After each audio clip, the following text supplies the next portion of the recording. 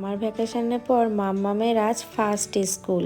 তাই সকালবেলায় 5:30টায় ঘুম থেকে উঠে মাম্মামকে স্কুলে পাঠিয়ে দিয়ে স্মার্টলি কিভাবে সমস্ত কাজ করে নিলাম। Hello everyone, good morning. কেমন আছো তোমরা সবাই? আশা করি সবাই ভালো আছো। শিউলি লাইফস্টাইল ব্লগে আর একটা নতুন ভিডিওতে সবাইকে অনেক স্বাগত জানাই। তো সকাল বেজে গেছে, এখন এই দেখো 6টা, আর এখন তোমাদের সাথে নিয়ে ভিডিওটা শুরু করছি। তো মাম্মামের সামার ভ্যাকেশনের পর আজ হচ্ছে প্রথম স্কুল। আর কদিন তো 1 মাস মতো ছুটি ছিল।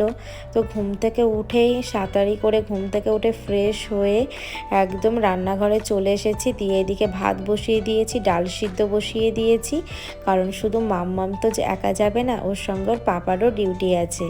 আর দেখো এদিকে মাম্মামে কিন্তু ব্রাশ নিয়ে তখন থেকে দুষ্টুমি শুরু করে দিয়েছে। আসলে ওর তো রুটিনটা কদিন ধরে একটু চেঞ্জ হয়ে গেছিলো, 1 মাস স্কুল ছিল না, তার জন্য সকালে 9টা থেকে 10টা এরকম ঘুম থেকে উঠতো। আর এখন যেহেতু স্কুলটা চালু হয়ে গেছে, তাই জন্য কিন্তু এখন ওঠাতে অনেক কষ্ট। আর ওকে রেডি করে পাঠাতে আমার 1 ঘন্টা লেগে যায়। আর ও যতক্ষণ স্কুলে না বেরায় তখন আমি সংসারে কোনো কাজেই কিন্তু মন বসাতে পারি না। আসলে অনেকটা দেরি হয়ে যায়। তাই জন্য কিন্তু আগে উঠেই কিন্তু ঘরটা ঝাড় দিয়ে একদম ফ্রেশ হয়ে গপু সোনাকে ঘুম থেকে তুলে আমি রান্নাঘরে একদিকে ভাত একদিকে ডাল সিদ্ধ বসিয়ে দিয়েছি। আমি জানি যে মাম্মামকে রেডি করতে অনেকটা সময় লাগবে, তো সেই সময়ের মধ্যে হচ্ছে আমার ডাল আর ভাতটা দুটোই হয়ে যাবে। আসলে এতদিন তো আমার মাম্মামের তো স্কুল ছিল না, তো হাজব্যান্ডের একা ডিউটি বেরিয়ে যেত, তাই জন্য কিন্তু আমার চাপটা অন্যরকম ছিল। আর এখন যেহেতু স্কুল আছে, তার জন্য কিন্তু আমার মর্নিং রুটিনটা একটু অন্যরকম চাপের মধ্যে দিয়েই চলছে। এই যে শুরু হয়ে গেল। তো যাই হোক, বাইরে এত পরিমাণে বৃষ্টি হচ্ছে, তো মাম্মামকে রেনকোট পরিয়ে ছাড়া কোনো উপায় ছিল না, তো স্কুলে বেরিয়ে গেল। আর এইদিকে দেখো ব্যালকনিতে না কিছুটা জামা কাপড় ছিল, সেইগুলো তুলে নিলাম, আর যেগুলো ভিজে ছিল সেইগুলো রেখে দিলাম। দিয়ে এইদিকে দেখো আমার কিন্তু ভাতটা হয়ে গেছে, আর মা এদিকে ডাল সিদ্ধ হয়ে গেছিলো, তাই ফোড়নটা দিয়ে দিলাম। দিয়ে এইদিকে একটু আলু কেটে নিচ্ছে, ডালের সঙ্গে একটু আলু ভাজা করব। তো 1 মাস তো অনেকটাই ছুটি ছিল, আর এই যে এখন থেকে স্কুল চালু, এখন থেকে কিন্তু আমার চাপটা এখন অন্যরকম। এখন থেকে আরও ব্যস্ত হয়ে পড়লাম সংসারের জীবনে। আসলে কদিন ছুটি থাকায় কিন্তু ভালোই বেশ কেটেছে। একটু দেরি করে ঘুম থেকে উঠতাম, তারপরে হাজব্যান্ডের একা চাপ ছিল, সকালবেলাও ডিউটিতে বেরিয়ে যেত। আর এখন কিন্তু দুজনা, তো একজন বেরিয়ে যেতে যেতে আর একজনের জন্য কিন্তু খাবার রেডি করতে হয়, হাজব্যান্ডের জন্য। ও কিন্তু 5 মিনিট লেট করে না, ওর কাজের জায়গা একদম কিন্তু পারফেক্ট থাকে, 1 মিনিট থেকে 2 মিনিট এদিক ওদিক করে না। তো যদি ইচ্ছা হয় খাবার নাও নিয়ে যাবে, সেটা না নিয়েও চলে যায়, ওর কাছে কোনো ব্যাপার না। কিন্তু ও ওর কাজটা আগে দেখে। আসলে যে যার পেশা নিয়ে থাকে, আসলে কাজটাও তো আগে দেখতে হবে, তাই না?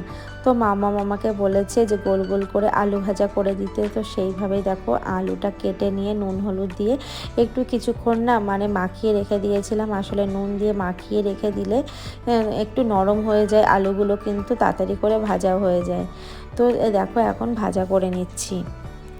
তো এইদিকে কিন্তু তারপরে আলুটা ভাজা বসিয়ে দিয়ে একদম লো রেখে তারপরে চলে আসলাম এই যে ব্যালকনিতে। কিছু জামা কাপড় ছিল, সেইগুলো গুছিয়ে নেব। আসলে জানো তো বন্ধুরা, কদিন ধরে বৃষ্টি হওয়াতে ঘরে একদমই জামা কাপড় শোকাচ্ছে না। তো জামা কাপড় কিছুটা আনলাই রেখে কিন্তু ফ্যানের হাওয়াতে শুকোতে হচ্ছে। আর মাম্মামের এই যে স্কুলের ড্রেস, এটা কিন্তু এই যে আমার এখন একটু অসুবিধা হয়ে যাবে, তার কারণ যা বৃষ্টি হচ্ছে। আর বাচ্চাদের জানোই তো স্কুল ড্রেস রোজ না কাচলে হয় না, তো এটা কিন্তু শোকাতে খুব অসুবিধা হয়ে যাবে। আর আমি যেন কি করি, ফ্যানের হাওয়ায় শুকাতে দিই, সারা রাত শুকিয়ে যায়। তো এইভাবেই করতে হয়। তো দেখো আমার কিন্তু এইখানে বিছানাটা একদম সুন্দর করে গোছানো হয়ে গেল। আর হাজব্যান্ডও কিন্তু মাম্মামের স্কুল থেকে চলে এসেছে, আর রেনকোটটা নিয়ে এসেছে ব্যাগের মধ্যে করে। আমি একটা প্লাস্টিক দিয়ে দিয়েছিলাম, যেহেতু ভেজা রেনকোটটা এখানে নিয়ে এসে এই যে মেলে দিলাম, শুকিয়ে যাবে। আমি আবার কিন্তু স্কুলে যখন আনতে যাব তখন নিয়ে যাব। আসলে কদিন ধরে যে বৃষ্টি হচ্ছে, বাচ্চাদের তো স্কুলে যাওয়ার তো সমস্যা হয়ে গেছে। এতদিন ছুটি ছিল তখন কিন্তু কোনো বৃষ্টি হয়নি, এখন যেই স্কুল খুলেছে এখন থেকে কিন্তু বৃষ্টি চালু। আর তার সঙ্গে কিন্তু বাচ্চারা অসুস্থ, বাচ্চাদের সঙ্গে কিন্তু বাচ্চার মায়েরাও কিন্তু অসুস্থ হয়ে পড়বে, কারণ এই বৃষ্টির জল একবার কিন্তু মাথায় পড়লে কিন্তু অসুস্থ হয়ে পড়বে, তাই না? তো দেখো এদিকে ভেন্ডি ভাজা, শাক ভাজা, আলু ভাজা, কালকের মাছের ঝোল, এই হচ্ছে আজকের মেনু। তো আজকে এইভাবে কিন্তু অফ ক্যামেরা অনেকটা রান্না করে নিয়েছি, আর মাছের ঝোলটা কিন্তু কালকে ছিল। আর এই যে ডাল ভাজা এগুলো দেখছো, এগুলো সব আজকে রান্না। তো কিছু কিছু সময় না এতটাই ব্যস্ত হয়ে পড়ি যে সব কিছু কিন্তু দেখানো সম্ভব হয়ে ওঠে না। তো যাই হোক, এদিকে হাজব্যান্ডকে রেডি করে দিলাম, ও নিয়ে চলে গেল। আসলে সবাই যদি টাইমের মধ্যে যেতে পারে বা আমি যদি টাইমের মধ্যে করে দিতে পারি, এর থেকে কিন্তু শান্তির আর কিছুই হয় না। তখন মনে হয় যে না, আমি একটা পারফেক্ট বাড়ির হাউস ওয়াইফ, যে টাইমের মধ্যে সবাইকে করে দিতে পারছি, এর থেকে ভালো লাগা হয়তো কিছু আর হতেই পারে না, তাই না? তো তারপরে বাসনগুলো মেজে নিয়ে ওভেনটা ভালো করে পরিষ্কার করে নিচ্ছি। আসলে রান্নাঘরে না যতক্ষণ ওভেনটা পরিষ্কার না করি একদমই ভালো লাগে না। আর আমি যতবার রান্নাঘরে মানে রান্নার কাছে কোনো কাজ করি, ততক্ষণ আমি কিন্তু ওভেনটা ক্লিন করতেই থাকি। আর আমার কিন্তু সবসময় পরিষ্কার রাখতে ভীষণ ভালো লাগে, জানো তো। তারপরে দেখো নিচের ঘরে চলে আসলাম। এটা কিন্তু তোমাদের দেখানো হয়নি। সকালবেলা যখন আমি মাম্মামকে স্কুলে ড্রেস পরাচ্ছিলাম, তখন হাজব্যান্ডকে একটা দায়িত্ব দিয়েছিলাম যে মাম্মামের মানে র্যাক থেকে যেখানে জামা কাপড় থাকে সেখানে কিন্তু ও রেনকোটটা আছে, তুমি বার করে দিও। তো দেখো বন্ধুরা, একটা রেনকোট বার করতে গিয়ে এরকম মিটকেসের মধ্যে যত জামা কাপড় ছিল মাম্মামের, সমস্ত কিছু বার করে উলটপালট করেছে, কিন্তু তবু ও খুঁজে পায়নি। কিন্তু সেই জায়গা থেকে আমি বার করে খুঁজে নিলাম। আসলে এটাই হচ্ছে বাড়ির হাউস ওয়াইফরা, দেখবে সব জায়গায় আমরা যেভাবে পরিপাটি করে কাজগুলো গুছিয়ে রাখি, আমরা একমাত্র কিন্তু পারি সেই কাজকে সুন্দরভাবে সেই জায়গায় গুছিয়ে রাখার, আর ঠিক জায়গায় যেখানে রাখি সেখান থেকে বার করে নেওয়া, তাই না? তো কেমন লাগে বলো তো সকালবেলা ব্যস্ততার মধ্যে এতগুলো জামা কাপড় ভাঁজ করতে।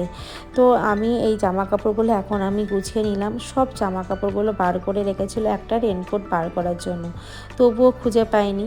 আসলে যেখানে জিনিস সেখানে যদি সুন্দরভাবে গুছিয়ে রাখা যায়, দেখবে সংসারের কাজগুলো কিন্তু সহজেই কিন্তু সুন্দরভাবে গোছানো থাকে। তো দেখো তারপরে এই যে নিজের ঘরে আসলাম, নিজের ঘরে বিছানাটাও আমার সুন্দর করে গোছানো হয়ে গেল। তারপরে কিন্তু এই যে ঘরটা মুছে স্নান করে মাম্মামকে আনতে চলে যাব। তো চলো এখন ঘরটা মুছে নিই। তো বন্ধুরা, তোমরা যারা এতক্ষণ ধৈর্য সহকারে আমার ভিডিওটা দেখছো, তাদেরকে অসংখ্য ধন্যবাদ আমার পাশে থাকার জন্য।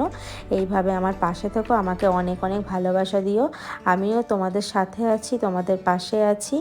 আর নতুন বন্ধু যারা আমার পরিবারে এসেছো, এখন আমার বন্ধু হওনি, তারা প্লিজ আমার চ্যানেলে বন্ধু হয়ে যেও। আশা করি তোমাদের অনেক ভালো লাগবে। তো দেখো ফাইনালি আমার বিছানাটা পুরো তো গোছানো হয়ে গেছে, আর এখন আমি কিন্তু নিচের ঘরটা মুছে নেব আর উপরের ঘরগুলো মুছে নেব। আর জানো তো বন্ধুরা, আমার এই ঘর মোছার লাঠিটা কিনে আমার এতটাই সুবিধা হয়েছে, মানে খাটের নিচ থেকে শুরু করে সব কিছু সুন্দর করে কিন্তু মুছে নেওয়া যাচ্ছে, আর আমার না তাড়াতাড়ি করে হয়ে যাচ্ছে। আর যেহেতু মাম্মামের স্কুল খুলে গেছে, আমার আরও সুবিধা হয়ে গেছে। তার কারণ যখন মাম্মামের স্কুল ছিল, আমি যখন বসে মুছতাম আমার না অনেকটা লেট হয়ে যেত, আর এই লাঠিটা দিয়ে মোছাতে আমার এত সুন্দর করে তাড়াতাড়ি হচ্ছে। তো আমার অনেকটা কাজ কিন্তু সহজ হয়ে গেল। আর সংসারে প্রত্যেকটা কাজ দেখবে নিখুঁতভাবে করতে ভীষণ ভালো লাগে। আর তার থেকে কিন্তু সংসারটায় কিন্তু কাজগুলো যদি আমরা সুন্দরভাবে করতে পারি, তাহলে পুরো কাজগুলো দেখবে ঘর বাড়ি সমস্ত কিছু কিন্তু গুছিয়ে থাকে, অগোছালো থাকে না। তো আমি প্রত্যেকটা কাজ কিন্তু এইভাবে একা হাতে ম্যানেজ করি সেই সকাল 5:30 থেকে। তো এখন মাম্মামের স্কুলে যাওয়ার টাইম হয়ে গেছে, আর আমি দেখো ঘর মুছে স্নান করে এই যে পুজোটা দিয়ে দিলাম। গাছে কিছুটা ফুল ফুটেছিল, আর বাইরে না এত পরিমাণে মেঘলা হয়ে আছে, বৃষ্টি হচ্ছে, তো ঠাকুর ঘরটা পুরো অন্ধকার হয়েছিল। আর দেখো তোমাদের জানলা খুলে দেখিয়ে দিলাম, হয়তো তোমরা ভালো করে বুঝতে পারছো না, বাইরে কিন্তু ভীষণ জোরে বৃষ্টি হচ্ছে। তো তাই কি করব, কিছু করার নেই। তো কিছুটা চাদর, বিছনার চাদর থেকে শুরু করে অনেকটা জামা কাপড় ছিল কেচে দিয়েছিলাম, তো সেইগুলো এখন এই যে মেলে দিচ্ছি। আর আমার জানো তো এতগুলো নাইটি হয়ে গেছে চেঞ্জ করতে করতে, তো এখন এখানে মেলার জায়গায় পাচ্ছি না। তো কিছুটা এই যে মেলে দিয়েছে, আর কিছুটা না বাথরুমে ঝোলানো আছে, মানে মাম্মামের জামা কাপড় সেইগুলো আছে। তো এগুলো কিছুটা শুকিয়ে গেলে ঘরে মেলে দেব, আর হচ্ছে ওই জামা কাপড়গুলো দড়িতে দেব। তো বৃষ্টি হওয়াতে যে ঝামেলা শুরু হয়েছে না, কিছুতেই রোদ উঠছে না, জামা কাপড়ও শোকাচ্ছে না। তো মাম্মামের রেনকোটটাও এখন এই যে ভাঁজ করে নিলাম, শুকিয়ে গেছে, স্কুলে নিয়ে যাব। আসলে যা বৃষ্টি হচ্ছে ও তো ভিজে যাবে। আর তারপরে না আমি একটু টিফিন করে নিয়েছিলাম হালকা করে। আমার তো সকালবেলা মুড়ি তরকারি খাওয়ার খুব মানে নেশা, আমি সকালবেলা হালকা টিফিন করি, কোনো ভারী টিফিন করি না। তো তারপরে দেখো একদম এই যে এখন রেডি হয়ে গেছি। তো দেখো ওকে স্কুল থেকে এখন বাড়ি নিয়ে যাচ্ছে, যা বৃষ্টি হচ্ছে পুরো ভিজে গেছি বন্ধুরা। তো তারপরে বাড়িতে এসে ফ্রেশ হয়ে মাম্মামকে স্নান করিয়ে দিয়েছি, আর আমিও কিন্তু স্নান করেছি বলতে জামা কাপড়টা শুধু চেঞ্জ করে হাত মুখ ধুয়েছি। আসলে বৃষ্টিতে পুরো ভিজে গেছিলাম, একদম ভালো লাগছিল না। তারপরে দেখো দুপুরবেলা খাওয়া দাওয়ার পর এখন বসে আছি, এখন দুপুরে ঘড়ির কাঁটা বাজে 1:30। তাহলে চলো আর বেশি কথা বাড়াবো না, তোমাদের কেমন লাগলো জানিও, ভালো লাগলে অবশ্যই একটা লাইক কমেন্ট করো। সবাই ভালো থেকো, সুস্থ থেকো, টাটা।